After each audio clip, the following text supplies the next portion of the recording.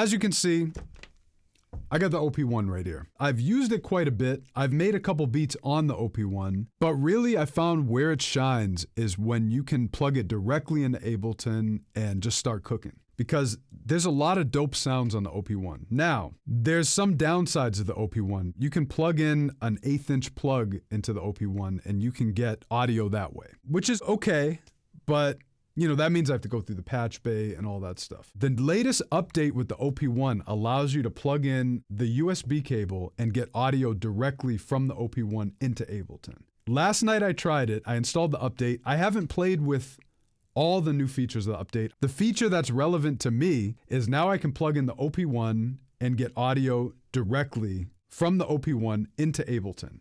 So for those of you who have an OP-1, I'm gonna show you exactly how I do that. The first thing you have to do is you have to go to the Teenage Engineering website and download the firmware, and then it'll give you a step-by-step instruction on how to do that. You have to plug in the OP-1 as a hard drive and drag the firmware onto it, and it will give you all the steps to do that. But this is the sauce. This is what I love about the OP-1. Check this out. After you install the firmware, when you go into your Ableton settings, here's what you do. Open your settings, audio input device. It's gonna sound a little bit glitchy because it changed the sample rate. That is a downside. It changes the sample rate to 44.1. That's why my voice is glitchy right now. My clock is set to 48. That would be a shift that I'd make on the back end, but let me show you how easy it is to play samples from the OP-1. Make an audio track in 1 and 2, and then you want to set it to auto. And now, I'm getting audio directly from the OP-1. It's really that simple. It just makes the OP-1 more accessible so you don't have to run an audio cable out from it. But that sample rate issue is a problem because I like to work in 48K or 96. So the trade-off would be I have to change the sample rate of my converter, especially if I'm live streaming. It's gonna be an issue live streaming because I do all my audio at 48 and the OP-1 only supports 44.1. So if that's a problem, continue using the audio cable. If you typically work in 44.1, no problem.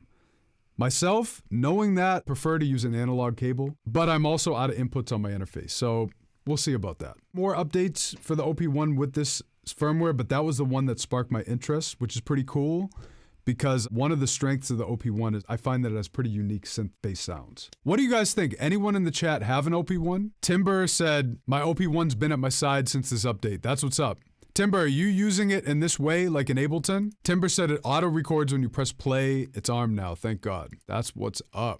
HGC, what are you switching to, Ableton? Well, this also works in FL. If you have the OP-1, you can still do that in FL. Silas said, seems like more of a toy than a tool, but I'm probably just misinformed. Well, to be real, it does feel a little bit like a toy, just a little bit, but you know, it has great sounds. I really like the built-in synthesizer. I will say it's not a toy.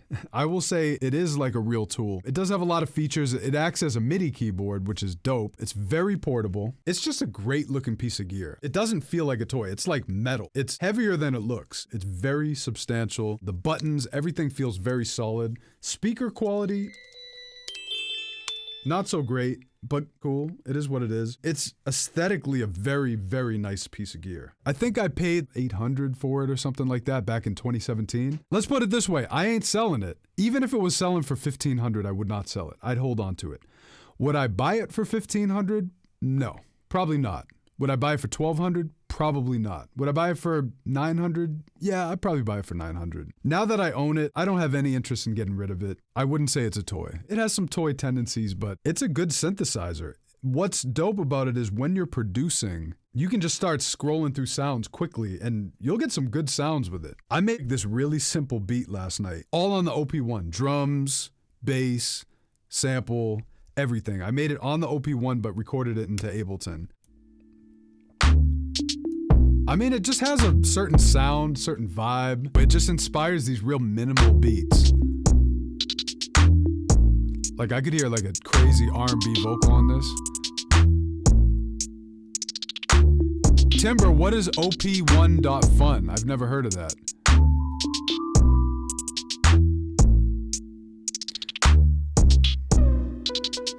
I did all the pitch bends on this on the OP-1. The pitch bend is crazy on the OP.